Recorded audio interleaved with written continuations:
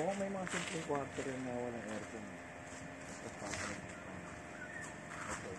Magabi yung mura lang ah. Oo.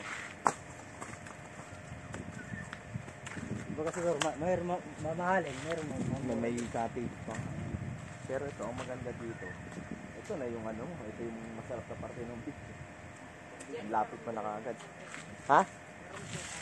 Ay, picturean? Ako parang tinatawag nyo, akala ko naglalaro kayo.